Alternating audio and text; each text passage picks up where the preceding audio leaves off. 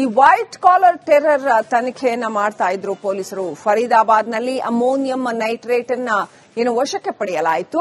360 ಕೆಜಿಯಷ್ಟು ammonium nitrate ಅನ್ನ seize ಮಾಡಲಾಗಿತ್ತು. Doctor Muzammil ಈತನ ಮನೆ ಜಮ್ಮು ಕಾಶ್ಮೀರದಲ್ಲಿದ್ದಂತಹ ಈತನ ಮನೆಯಲ್ಲಿ ಸ್ಫೋಟಕ ಪತ್ತೆಯಾಗಿತ್ತು. ನೌಗಾಂ ಠಾಣೆಯಲ್ಲಿ ಈ ಅಮೋನಿಯಂ ನೈಟ್ರೇಟ್ ಅನ್ನ ಶೇಖರಣೆ ಮಾಡಿ ಇಡಲಾಗಿತ್ತು. ಈತನ ಮನೆಯಲ್ಲಿ ಡಾಕ್ಟರ್ ಮುಜಾಮಿಲ್ ಮನೆಯಲ್ಲಿ ಸಿಕ್ಕಿದಂತಹ ಸ್ಫೋಟಕಗಳನ್ನ ಶೇಖರಣೆ ಮಾಡಿ ಇಡಲಾಗಿತ್ತು. ಅದನ್ನ ಪರಿಶೀಲನೆ ಮಾಡುವ ಸಂದರ್ಭದಲ್ಲಿ ಭಯಾನಕವಾದ ಬ್ಲಾಸ್ಟ್ ಸಂಭವಿಸಿದೆ. ನಿನ್ನೆ ರಾತ್ರಿ 11:22 ಈ ಘಟನೆ ನಡೆದಿದೆ.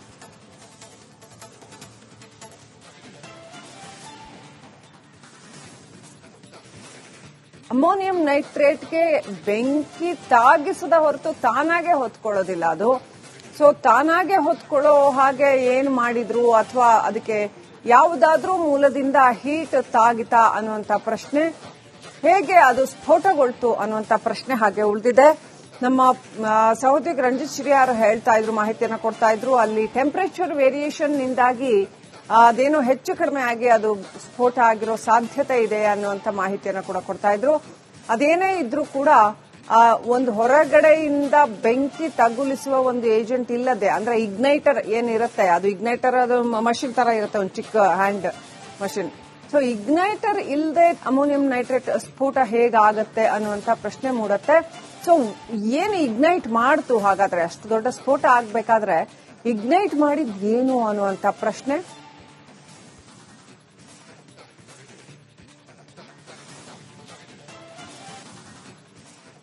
ಈ ವೈಟ್ ಕಾಲರ್ ಟೆರರ್ ತನಿಖೆಯನ್ನ ಮಾಡ್ತಾ ಇದ್ರು ಪೊಲೀಸರು. ಫರೀದಾಬಾದ್ನಲ್ಲಿ ಅಮೋನಿಯಂ ನೈಟ್ರೇಟ್ ಅನ್ನ ವಶಕ್ಕೆ ಪಡೆಯಲಾಯಿತು. 360 ಕೆಜಿಯಷ್ಟು ಅಮೋನಿಯಂ ನೈಟ್ರೇಟ್ ಅನ್ನ ಸೀಸ್ ಮಾಡಲಾಗಿತ್ತು.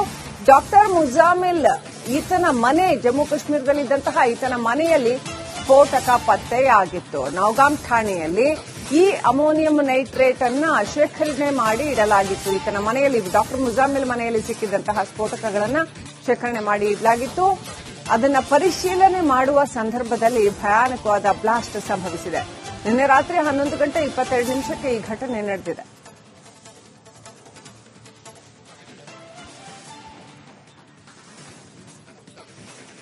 ಅಮೋನಿಯಂ ನೈಟ್ರೇಟ್ಗೆ ಬೆಂಕಿ ತಾಗಿಸದ ಹೊರತು ತಾನಾಗೆ ಹೊತ್ಕೊಳ್ಳೋದಿಲ್ಲ ಅದು. ಸೊ ತಾನಾಗೆ ಹೊತ್ಕೊಳ್ಳೋ ಹಾಗೆ ಏನು ಮಾಡಿದ್ರು ಅಥವಾ ಅದಕ್ಕೆ ಯಾವುದಾದ್ರೂ ಮೂಲದಿಂದ ಹೀಟ್ ತಾಗಿತಾ ಅನ್ನುವಂತ ಪ್ರಶ್ನೆ, ಹೇಗೆ ಅದು ಸ್ಫೋಟಗೊಳ್ತು ಅನ್ನುವಂತ ಪ್ರಶ್ನೆ ಹಾಗೆ ಉಳಿದಿದೆ. ನಮ್ಮ ಸಹೋದ್ಯೋಗಿ ರಂಜಿತ್ ಶಿರಿಯಾರ್ ಹೇಳ್ತಾ ಇದ್ರು, ಮಾಹಿತಿಯನ್ನ ಕೊಡ್ತಾ ಇದ್ರು. ಅಲ್ಲಿ ಟೆಂಪರೇಚರ್ ವೇರಿಯೇಷನ್ ನಿಂದಾಗಿ ಅದೇನೋ ಹೆಚ್ಚು ಕಡಿಮೆ ಆಗಿ ಅದು ಸ್ಫೋಟ ಆಗಿರೋ ಸಾಧ್ಯತೆ ಇದೆ ಅನ್ನುವಂತ ಮಾಹಿತಿಯನ್ನ ಕೂಡ ಕೊಡ್ತಾ ಇದ್ರು. ಅದೇನೇ ಇದ್ರೂ ಕೂಡ ಒಂದು ಹೊರಗಡೆಯಿಂದ ಬೆಂಕಿ ತಗುಲಿಸುವ ಒಂದು ಏಜೆಂಟ್ ಇಲ್ಲದೆ, ಅಂದ್ರೆ ಇಗ್ನೈಟರ್ ಏನಿರುತ್ತೆ ಅದು ಇಗ್ನೈಟರ್ ಅದು ಮಷಿನ್ ತರ ಇರುತ್ತೆ, ಒಂದು ಚಿಕ್ಕ ಹ್ಯಾಂಡ್ ಮಷಿನ್.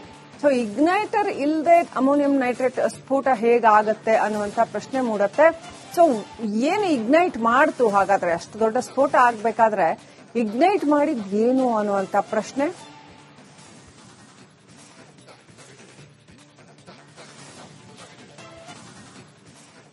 ಈ ವೈಟ್ ಕಾಲರ್ ಟೆರರ್ ತನಿಖೆಯನ್ನ ಮಾಡ್ತಾ ಇದ್ರು ಪೊಲೀಸರು. ಫರೀದಾಬಾದ್ನಲ್ಲಿ ಅಮೋನಿಯಂ ನೈಟ್ರೇಟ್ ಅನ್ನ ವಶಕ್ಕೆ ಪಡೆಯಲಾಯಿತು. 360 ಕೆಜಿಯಷ್ಟು ಅಮೋನಿಯಂ ನೈಟ್ರೇಟ್ ಅನ್ನ ಸೀಸ್ ಮಾಡಲಾಗಿತ್ತು. ಡಾಕ್ಟರ್ ಮುಜಾಮಿಲ್ ಈತನ ಮನೆ ಜಮ್ಮು ಕಾಶ್ಮೀರದಲ್ಲಿದ್ದಂತಹ ಈತನ ಮನೆಯಲ್ಲಿ ಸ್ಫೋಟಕ ಪತ್ತೆಯಾಗಿತ್ತು. ನೌಗಾಂ ಠಾಣೆಯಲ್ಲಿ ಈ ಅಮೋನಿಯಂ ನೈಟ್ರೇಟ್ ಅನ್ನ ಶೇಖರಣೆ ಮಾಡಿ ಇಡಲಾಗಿತ್ತು. ಈತನ ಮನೆಯಲ್ಲಿ ಡಾಕ್ಟರ್ ಮುಜಾಮಿಲ್ ಮನೆಯಲ್ಲಿ ಸಿಕ್ಕಿದಂತಹ ಸ್ಫೋಟಕಗಳನ್ನ ಶೇಖರಣೆ ಮಾಡಿ ಇಡಲಾಗಿತ್ತು. ಅದನ್ನ ಪರಿಶೀಲನೆ ಮಾಡುವ ಸಂದರ್ಭದಲ್ಲಿ ಭಯಾನಕವಾದ ಬ್ಲಾಸ್ಟ್ ಸಂಭವಿಸಿದೆ. ನಿನ್ನೆ ರಾತ್ರಿ 11:22 ಈ ಘಟನೆ ನಡೆದಿದೆ.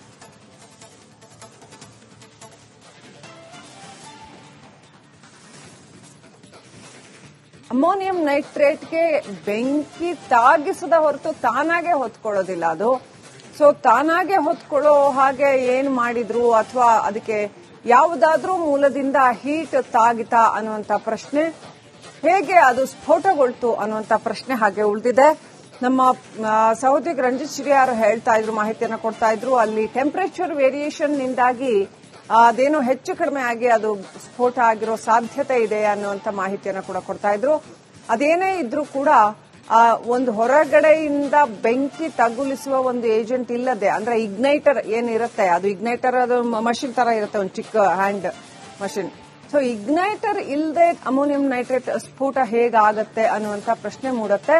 ಸೊ ಏನು ಇಗ್ನೈಟ್ ಮಾಡ್ತು ಹಾಗಾದ್ರೆ, ಅಷ್ಟು ದೊಡ್ಡ ಸ್ಫೋಟ ಆಗ್ಬೇಕಾದ್ರೆ ಇಗ್ನೈಟ್ ಮಾಡಿದ್ ಏನು ಅನ್ನುವಂತ ಪ್ರಶ್ನೆ.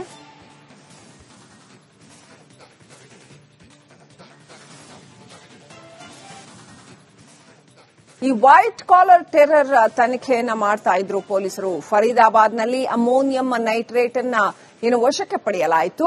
360 ಕೆಜಿಯಷ್ಟು ಅಮೋನಿಯಂ ನೈಟ್ರೇಟ್ ಅನ್ನ ಸೀಸ್ ಮಾಡಲಾಗಿತ್ತು. ಡಾಕ್ಟರ್ ಮುಜಾಮಿಲ್ ಈತನ ಮನೆ, ಜಮ್ಮು ಕಾಶ್ಮೀರದಲ್ಲಿದ್ದಂತಹ ಈತನ ಮನೆಯಲ್ಲಿ ಸ್ಫೋಟಕ ಪತ್ತೆಯಾಗಿತ್ತು. ನೌಗಾಮ್ ಠಾಣೆಯಲ್ಲಿ ಈ ಅಮೋನಿಯಂ ನೈಟ್ರೇಟ್ ಅನ್ನ ಶೇಖರಣೆ ಮಾಡಿ ಇಡಲಾಗಿತ್ತು. ಈತನ ಮನೆಯಲ್ಲಿ, ಡಾಕ್ಟರ್ ಮುಜಾಮಿಲ್ ಮನೆಯಲ್ಲಿ ಸಿಕ್ಕಿದಂತಹ ಸ್ಫೋಟಕಗಳನ್ನ ಶೇಖರಣೆ ಮಾಡಿ ಇಡಲಾಗಿತ್ತು. ಅದನ್ನ ಪರಿಶೀಲನೆ ಮಾಡುವ ಸಂದರ್ಭದಲ್ಲಿ ಭಯಾನಕವಾದ ಬ್ಲಾಸ್ಟ್ ಸಂಭವಿಸಿದೆ. ನಿನ್ನೆ ರಾತ್ರಿ 11:22 ಈ ಘಟನೆ ನಡೆದಿದೆ.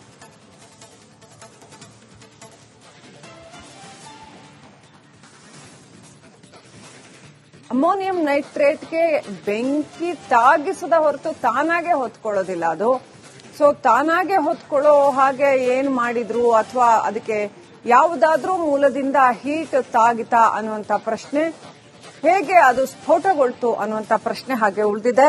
ನಮ್ಮ ಸಹೋದ್ಯೋಗಿ ರಂಜಿತ್ ಶ್ರೀಯಾರ್ ಹೇಳ್ತಾ ಇದ್ರು, ಮಾಹಿತಿಯನ್ನು ಕೊಡ್ತಾ ಇದ್ರು. ಅಲ್ಲಿ ಟೆಂಪರೇಚರ್ ವೇರಿಯೇಷನ್ ನಿಂದಾಗಿ ಅದೇನೋ ಹೆಚ್ಚು ಕಡಿಮೆ ಆಗಿ ಅದು ಸ್ಫೋಟ ಆಗಿರೋ ಸಾಧ್ಯತೆ ಇದೆ ಅನ್ನುವಂತ ಮಾಹಿತಿಯನ್ನು ಕೂಡ ಕೊಡ್ತಾ ಇದ್ರು. ಅದೇನೇ ಇದ್ರೂ ಕೂಡ ಒಂದು ಹೊರಗಡೆಯಿಂದ ಬೆಂಕಿ ತಗುಲಿಸುವ ಒಂದು ಏಜೆಂಟ್ ಇಲ್ಲದೆ, ಅಂದ್ರೆ ಇಗ್ನೈಟರ್ ಏನಿರುತ್ತೆ ಅದು ಇಗ್ನೈಟರ್ ಅದು ಮಷಿನ್ ತರ ಇರುತ್ತೆ, ಒಂದು ಚಿಕ್ಕ ಹ್ಯಾಂಡ್ ಮಷಿನ್. ಸೊ ಇಗ್ನೈಟರ್ ಇಲ್ಲದೆ ಅಮೋನಿಯಂ ನೈಟ್ರೇಟ್ ಸ್ಫೋಟ ಹೇಗಾಗತ್ತೆ ಅನ್ನುವಂತ ಪ್ರಶ್ನೆ ಮೂಡುತ್ತೆ. ಸೊ ಏನು ಇಗ್ನೈಟ್ ಮಾಡ್ತು ಹಾಗಾದ್ರೆ, ಅಷ್ಟು ದೊಡ್ಡ ಸ್ಫೋಟ ಆಗ್ಬೇಕಾದ್ರೆ ಇಗ್ನೈಟ್ ಮಾಡಿದ್ ಏನು ಅನ್ನುವಂತ ಪ್ರಶ್ನೆ.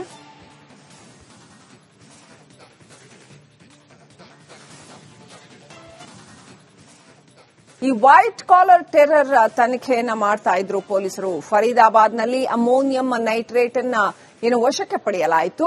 360 ಕೆಜಿಯಷ್ಟು ಅಮೋನಿಯಂ ನೈಟ್ರೇಟ್ ಅನ್ನ ಸೀಸ್ ಮಾಡಲಾಗಿತ್ತು. ಡಾಕ್ಟರ್ ಮುಜಾಮಿಲ್ ಈತನ ಮನೆ, ಜಮ್ಮು ಕಾಶ್ಮೀರದಲ್ಲಿದ್ದಂತಹ ಈತನ ಮನೆಯಲ್ಲಿ ಸ್ಫೋಟಕ ಪತ್ತೆಯಾಗಿತ್ತು. ನೌಗಾಮ್ ಠಾಣೆಯಲ್ಲಿ ಈ ಅಮೋನಿಯಂ ನೈಟ್ರೇಟ್ ಅನ್ನ ಶೇಖರಣೆ ಮಾಡಿ ಇಡಲಾಗಿತ್ತು. ಈತನ ಮನೆಯಲ್ಲಿ, ಡಾಕ್ಟರ್ ಮುಜಾಮಿಲ್ ಮನೆಯಲ್ಲಿ ಸಿಕ್ಕಿದಂತಹ ಸ್ಫೋಟಕಗಳನ್ನ ಶೇಖರಣೆ ಮಾಡಿ ಇಡಲಾಗಿತ್ತು. ಅದನ್ನ ಪರಿಶೀಲನೆ ಮಾಡುವ ಸಂದರ್ಭದಲ್ಲಿ ಭಯಾನಕವಾದ ಬ್ಲಾಸ್ಟ್ ಸಂಭವಿಸಿದೆ. ನಿನ್ನೆ ರಾತ್ರಿ 11:22 ಈ ಘಟನೆ ನಡೆದಿದೆ.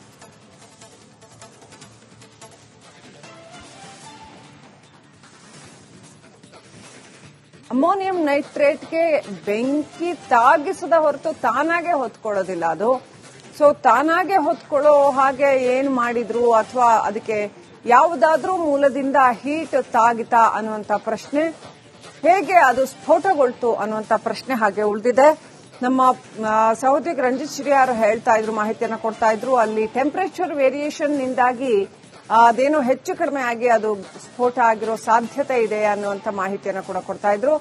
ಅದೇನೇ ಇದ್ರೂ ಕೂಡ ಒಂದು ಹೊರಗಡೆಯಿಂದ ಬೆಂಕಿ ತಗುಲಿಸುವ ಒಂದು ಏಜೆಂಟ್ ಇಲ್ಲದೆ, ಅಂದ್ರೆ ಇಗ್ನೈಟರ್ ಏನಿರುತ್ತೆ ಅದು ಇಗ್ನೈಟರ್ ಅದು ಮಷಿನ್ ತರ ಇರುತ್ತೆ, ಒಂದು ಚಿಕ್ಕ ಹ್ಯಾಂಡ್ ಮಷಿನ್. ಸೊ ಇಗ್ನೈಟರ್ ಇಲ್ಲದೆ ಅಮೋನಿಯಂ ನೈಟ್ರೇಟ್ ಸ್ಫೋಟ ಹೇಗಾಗತ್ತೆ ಅನ್ನುವಂತ ಪ್ರಶ್ನೆ ಮೂಡುತ್ತೆ. ಸೊ ಏನು ಇಗ್ನೈಟ್ ಮಾಡ್ತು ಹಾಗಾದ್ರೆ, ಅಷ್ಟು ದೊಡ್ಡ ಸ್ಫೋಟ ಆಗ್ಬೇಕಾದ್ರೆ ಇಗ್ನೈಟ್ ಮಾಡಿದ್ ಏನು ಅನ್ನುವಂತ ಪ್ರಶ್ನೆ.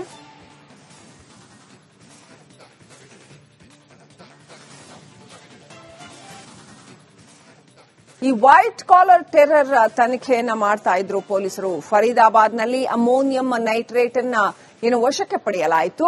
360 ಕೆಜಿಯಷ್ಟು ಅಮೋನಿಯಂ ನೈಟ್ರೇಟ್ ಅನ್ನ ಸೀಸ್ ಮಾಡಲಾಗಿತ್ತು. ಡಾಕ್ಟರ್ ಮುಜಾಮಿಲ್ ಈತನ ಮನೆ, ಜಮ್ಮು ಕಾಶ್ಮೀರದಲ್ಲಿದ್ದಂತಹ ಈತನ ಮನೆಯಲ್ಲಿ ಸ್ಫೋಟಕ ಪತ್ತೆಯಾಗಿತ್ತು. ನೌಗಾಮ್ ಠಾಣೆಯಲ್ಲಿ ಈ ಅಮೋನಿಯಂ ನೈಟ್ರೇಟ್ ಅನ್ನ ಶೇಖರಣೆ ಮಾಡಿ ಇಡಲಾಗಿತ್ತು. ಈತನ ಮನೆಯಲ್ಲಿ, ಡಾಕ್ಟರ್ ಮುಜಾಮಿಲ್ ಮನೆಯಲ್ಲಿ ಸಿಕ್ಕಿದಂತಹ ಸ್ಫೋಟಕಗಳನ್ನ ಶೇಖರಣೆ ಮಾಡಿ ಇಡಲಾಗಿತ್ತು. ಅದನ್ನ ಪರಿಶೀಲನೆ ಮಾಡುವ ಸಂದರ್ಭದಲ್ಲಿ ಭಯಾನಕವಾದ ಬ್ಲಾಸ್ಟ್ ಸಂಭವಿಸಿದೆ. ನಿನ್ನೆ ರಾತ್ರಿ 11:22 ಈ ಘಟನೆ ನಡೆದಿದೆ.